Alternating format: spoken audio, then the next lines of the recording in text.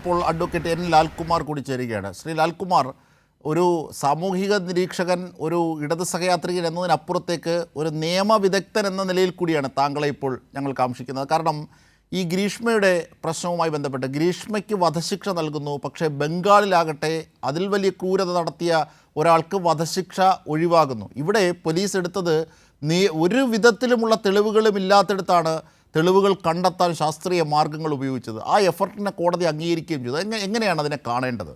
ഒരു നിയമവിദഗ്ധൻ അഡ്വക്കേറ്റ് ലാൽകുമാർ.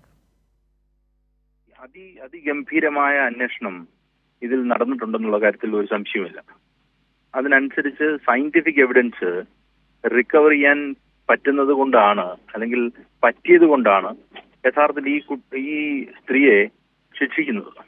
അതിനകത്ത് സംശയമില്ല. ബിയോണ്ട് ഡൗട്ട് ഒരു കാര്യം പ്രൂവ് ചെയ്യണം. ആ പ്രൂഫ് എത്തിയിട്ടുണ്ട്. അപ്പം പോലീസ് ഇൻവെസ്റ്റിഗേഷൻ വളരെ ശാസ്ത്രീയമായി നടന്നു എന്ന് തന്നെ നമുക്ക് വിലയിരുത്താം. അത് തന്നെയാണ് അഭിനന്ദനം എന്ന് പറയുന്ന ഒരു കാര്യം കോടതിയുടെ ഭാഗത്തു നിന്നും ഉണ്ടാകുന്നത്.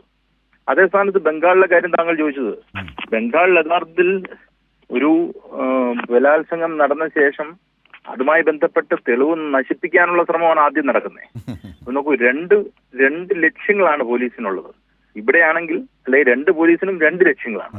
കേരളത്തിലാണെങ്കിൽ ശിക്ഷ മേടിച്ചു കൊടുക്കണം എന്നുള്ള ധാരണയിൽ വളരെ ശാസ്ത്രീയമായ അന്വേഷണം നടക്കുമ്പോൾ അവിടെ എങ്ങനെ നശിപ്പിക്കാം, ഈ പറയുന്ന പ്രതിയെ എങ്ങനെ രക്ഷിക്കാമെന്ന് നോക്കുന്നു.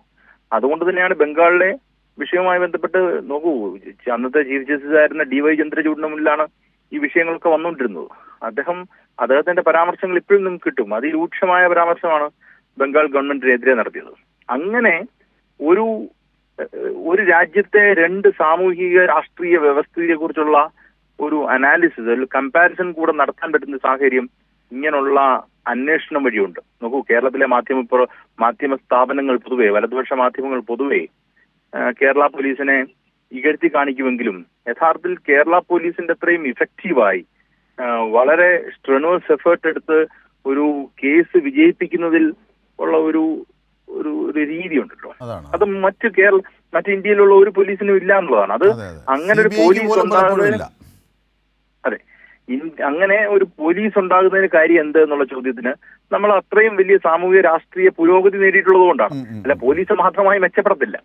നമ്മുടെ ആ സമൂഹത്തിനുണ്ടായിരിക്കുന്ന അപ്ലിഫ്റ്റ്മെന്റ് അല്ലെങ്കിൽ സോഷ്യൽ അപ്ലിഫ്റ്റ്മെന്റ് അത് നമ്മൾ പോലീസിലും കാണുന്നു എന്നുള്ളതാണ്. നമ്മൾ ഏത് ഇൻസ്റ്റിറ്റ്യൂഷനിൽ ചെന്ന് കഴിഞ്ഞാലും നമുക്ക് മെച്ചപ്പെട്ട രീതിയിൽ നിൽക്കുന്നതാണ്. അതിൽ നമുക്ക് ഒരു കാരണവശാലും സംശയമില്ലാതെ നമുക്ക് അഭിമാനിക്കാൻ വകയുണ്ടെന്നാണ് എനിക്ക് തോന്നുന്നത്. ഞാൻ മറ്റൊരു വാദം കൂടി ഞാൻ താങ്കളോട് ഒരു ഡിബേറ്റ് എന്ന നിലയിൽ വെക്കുകയാണ്.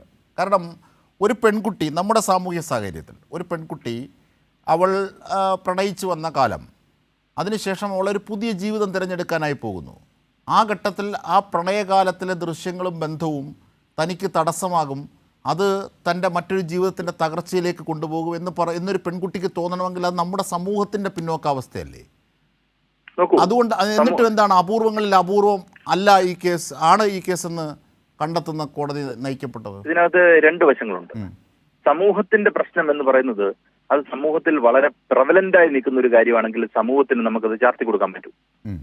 അതാണ് നമുക്ക് എനിക്കൊരു പ്രണയം ഉണ്ടാകുന്നു, ആ പ്രണയത്തിന്റെ ഭാഗമായി പിന്നീട് ആ പ്രണയം ഇല്ലാതായി കഴിഞ്ഞാൽ ഉടനെ നമ്മൾ അപ്പുറത്തേക്ക് വിഷം കൊടുത്ത് കൊല്ലുവല്ല ഈ രാജ്യത്തെ അല്ലെങ്കിൽ ഈ സംസ്ഥാനത്തെ പ്രണയിക്കുന്ന ആൾക്കാരല്ല.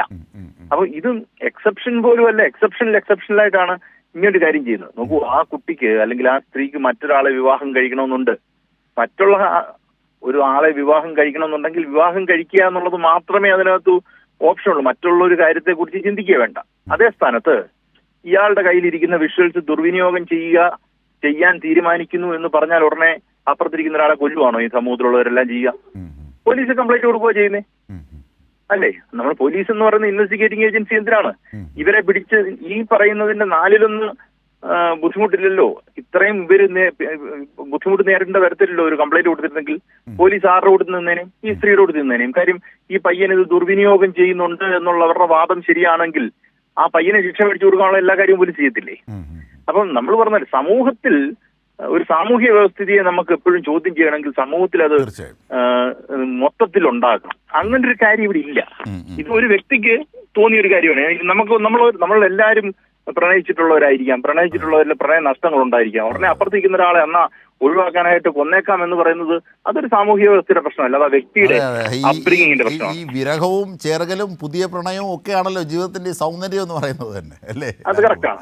അതിനെ ആസ്വദിക്കാതെ ഇങ്ങനെ ഈ കൊലപാതകവും ക്രൂരതയും നടത്തുന്നത് എന്തിനാണ്? അത് തീർച്ചയായും എന്തായാലും അപൂർവങ്ങളിൽ അപൂർവമായി എന്ന് കണ്ടെത്താനായ കോടതിയിലേക്ക് നയിക്കപ്പെട്ട പോലീസിന്റെ മികവിനെ അതുമായി ബന്ധപ്പെട്ട് ആ അപൂർവങ്ങളിലേക്ക് ഇപ്പം സെഷൻസ് കോടതി കണ്ടെത്തിയിരിക്കുന്നത് അപൂർവങ്ങളിൽ അപൂർവം എന്നാണ്. പക്ഷേ അത് അപൂർവങ്ങളിൽ അപൂർവമാകുമോ എന്നുള്ള ഒരു ഡിബേറ്റ് ഇപ്പൊ തന്നെ തുടങ്ങിയിട്ടുണ്ട്. അതിനകത്ത് നേരത്തെ ഉള്ള ഗൈഡ് ലൈൻസിനനുസരിച്ച് ഇത് വീഴുമോ എന്ന് നമ്മൾ വരാൻ പോകുന്ന ദിവസങ്ങളിൽ ഹൈക്കോടതിയുടെ പരാമർശം കൂടെ കണ്ടാൽ മാത്രമേ അറിയാൻ പറ്റൂ. അതിന്റെ ഒരു സാധ്യത കൂടി താങ്കൾ ഒരു നിയമ പരിപ്രേക്ഷ്യത്തിൽ വീക്ഷിക്കുകയാണ്. Very good, thank you Lalkumar.